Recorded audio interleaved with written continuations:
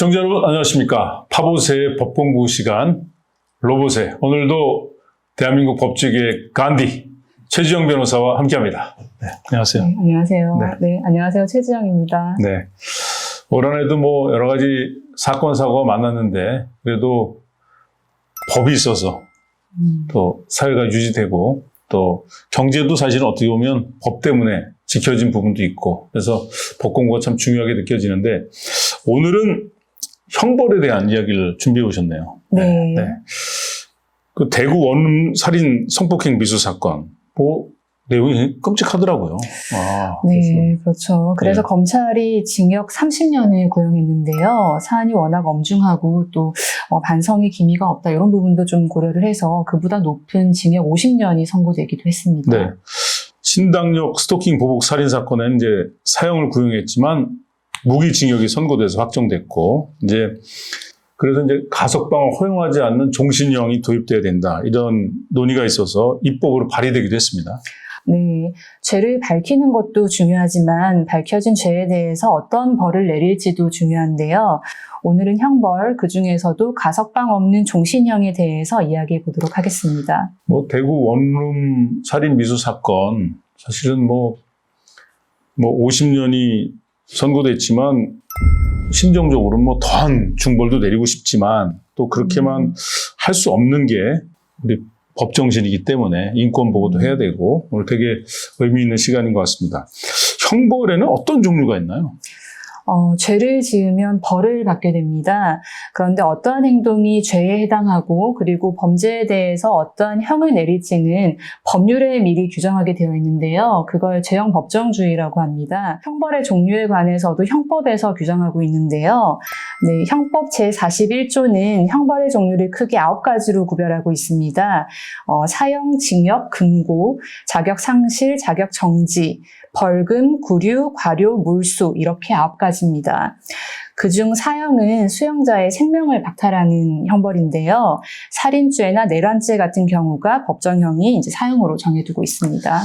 한국은 이제 뭐 실질적인 사형 폐지국으로 이제 분류가 되죠. 네, 맞습니다. 한국은 1997년도에 마지막으로 사형 집행을 한 이후에 현재까지 사형을 집행하고 있지 않은데요. 그래서 국제 엠네스티에서는 한국을 실질적인 사형 폐지국으로 분류하고 있습니다. 징역, 금고형에 대해서도 좀 설명을 좀 해주시죠. 네, 징역 또는 금고는 수형자를 교도소에 구금해서 신체적 자유를 박탈하는 형벌인데요. 징역과 금고의 차이는 강제 노역을 하느냐에 달려 있습니다. 징역은 강제 노역을 하지만 금고는 하지 않습니다. 징역이 이제 몇 년까지 선고가 될 수 있는 건지. 징역은 무기징역과 유기징역으로 나누어지는데요. 무기징역은 말 그대로 기한 없는 징역을 말합니다. 반면에 유기징역은 기한이 정해져 있는 징역을 말합니다. 유기징역의 형기는 기본적으로 1개월 이상 30년 이하인데요. 근데 누범이라든지 아니면 죄를 여러 개 지어서 형을 가중하는 경우에는 최장 50년까지 가중을 할 수가 있습니다. 사기나 무기징역의 경우에도 심신미약이라든지 아니면 기수에 이르지 못한 미수 이런 경우에는 법률상 감경을 할 수가 있는데 사형이나 무기징역을 감경하는 경우에는 50년 이하로 징역형 선고가 가능합니다. 그런데 이제 징역이나 금고를 선고받았지만 형기를 다 채우지 않고 이제 석방되는 경우 이제 가석방인데 가석방에서도 좀 설명을 좀 부탁드립니다. 네, 가석방은 징역이나 금고형을 집행받고 있는 사람이 개전의 정이 현저하면 형기를 다 채우지 않고도 조건부로 석방하는 것을 말합니다. 형법 제72조에서는 가석방의 요건을 정하고 있는데요. 무기형의 경우에는 20년, 그리고 유기형의 경우에는 형기의 3분의 1을 경과하면 가석방 대상이 됩니다. 그래서 이렇게 기관이 경과된 수형자에 대해서는 교정시설의 장이 이제 법무부 산하에 있는 가석방 심사위원회가 있거든요.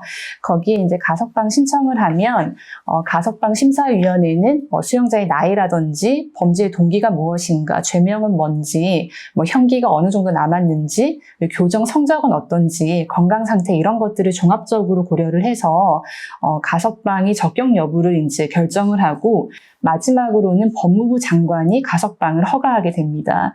그래서 얼핏 저희들이 생각해서는 무기징역형 선고받으면은 기한 없이 교도소에 구금될 것이라고 이렇게 예상을 하지만 사실은 무기징역형을 선고받아도 가석방이 가능하기는 한 거고요.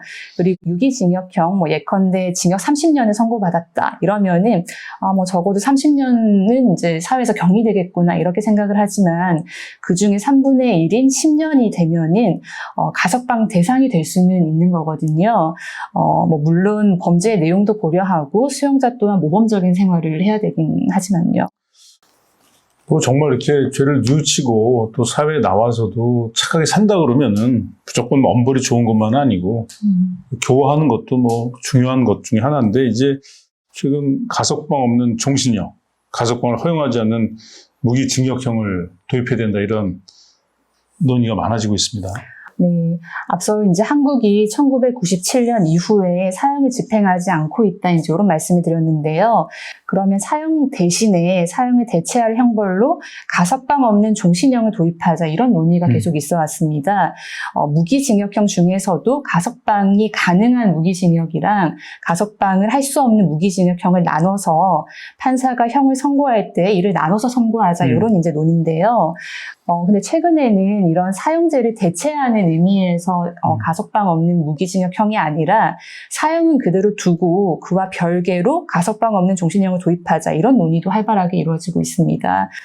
각종 묻지마 흉악범죄가 연이어 발생하고 있는 상황에서 지금 사형은 집행되지 않고 있고 그리고 흉악범에 대해서 사회적으로 영구히 격리해야 된다 이런 이야기를 하면서 무기징역형이 선고되더라도 30년이 경과하게 되면은 가석방 대상이 되거든요.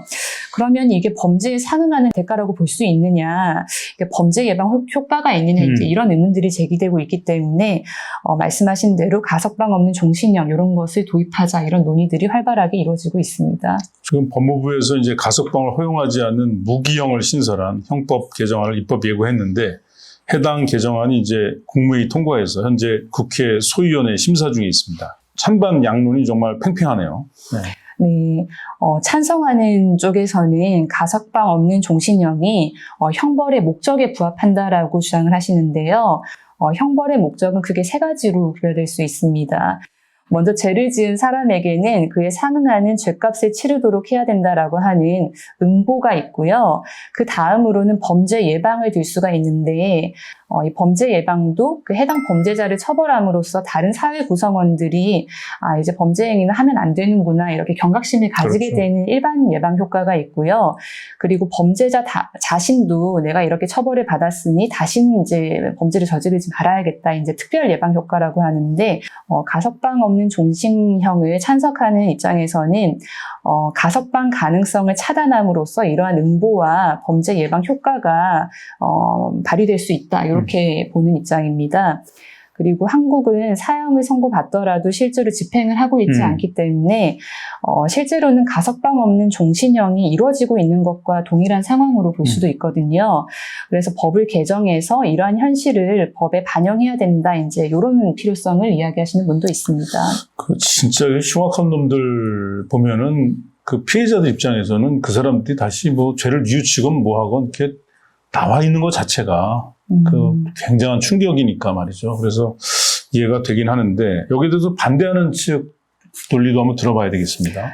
네, 반대하는 측에서는 가석방 없는 종신형이 사형보다는 인도적일 수는 있긴 하지만 결국에는 느린 사형일 수 있다는 점을 근거로 듭니다. 또 판사가 선고를 할 때부터 가석방 가능성을 아예 차단하게 되면은 수용자의 교화나 개선 그리고 사회로 복귀해서 온전히 삶을 누릴 수 있는 가능성을 원천 차단하게 된다. 이제 이런 것을 지적을 하시는데요.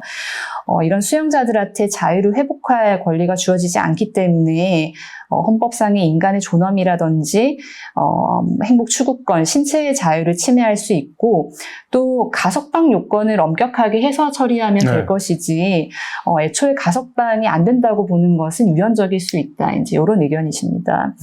실제로 외국의 입법례를 보시면 미국의 경우에는 가석방 없는 종신형을 활발하게 적용하는 걸로 보이는데요.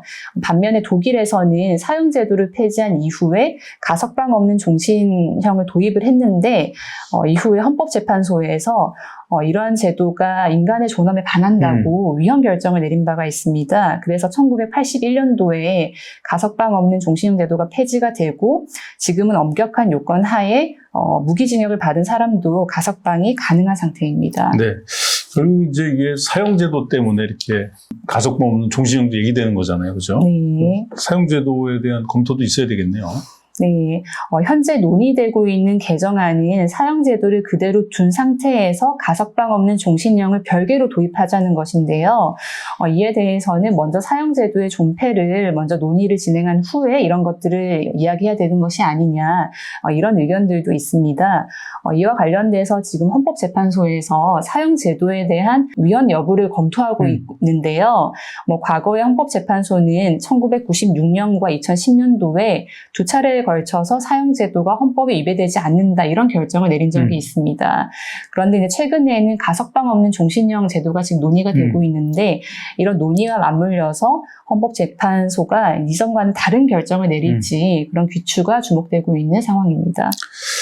결국 이제 뭐 피고인이 죄를 졌는지 안 졌는지 이제 죄가 있는지 없는지 유무죄를 아는 것도 중요하지만 죄를 졌다면 어떤 형벌을 어떤 범위에서 내리는가 이건 뭐 굉장히 중요한 문제잖아요, 그렇죠? 네, 죄를 범한 사람에게는 그에 상응하는 벌을 받게 하는 것이 정의관념에도 부합하고 또 사회 공동체의 약속이기도 한데요.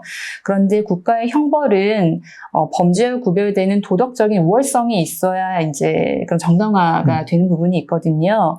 책임에 비례하지 않는 과도한 형벌이라든지 또 인간의 존엄과 신체의 자유를 침해할 수 있는 그런 형벌들은 오히려 이제 형사벌에 대한 신뢰를 약화시킬 수 있다는 점에서 좀 고민이 필요한 지점이 있습니다. 네. 가석방 없는 종신형 논의는 사형 제도뿐만 아니라 징역이나 구금 이런 자유형과 관련해서 범죄에 상응하는 형벌의 정도는 뭔지, 형벌의 목적은 무엇인지, 그리고 가석방 제도, 그리고 제한의 필요성 등에 대해서 전반적으로 살펴보게 합니다. 네, 향후에 사형제도에 대한 헌법재판소의 결정이나 그리고 지금 논의되고 있는 형법 개정안들의 처리를 살펴보시면서 이러한 고민을 함께 발전시켜 나가면 좋을 것 같습니다. 네, 뭐 최재형 변호사가 워낙 깔끔하게 정리해서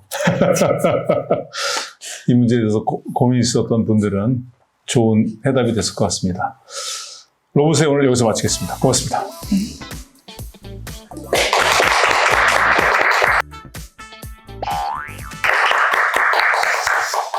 근데 뭐 독일 같은 경우도 흉악범죄가 있었을 텐데 네. 그래도 헌법재판소에서 그런 판결 내렸을 때 그런 피해를 당한 사람들은 독일 사람이라도 좀 어떤 거기에 대해서 좀 불만이 많았을 것 같은데. 그렇겠죠. 예. 근데 결국에는 사회적 합의가 중요하고요. 그리고 결국에는 당시 독일의 헌법재판소에서도 이제 가석방 없는 종신제도가 위헌이라고 하는 이유가 이게 인간의 존엄성에 반한다는 것이잖아요. 결국에는 인권 개념이 뭔지 그런 부분에서 계속 고민하고 이해하는 방안으로 이제 생각을 하시면 되지 않을까 생각이네요. 그런 사람들이 막 극우정당 나치에 가입하고 그러니까 막 걱정이 되고 참 너무 어려운 문제인 것 같아. 피해자 입장에 생각해 보면 그 피해자 어떤 선택을 해도 이해가 또 가기도 하니까. 네, 맞아요. 하여튼 뭐 범죄가 없어야 더 범죄가 더 없어져야 되겠다는 생각이 흉악범죄는 그런 생각이 더 드는 시간이었다.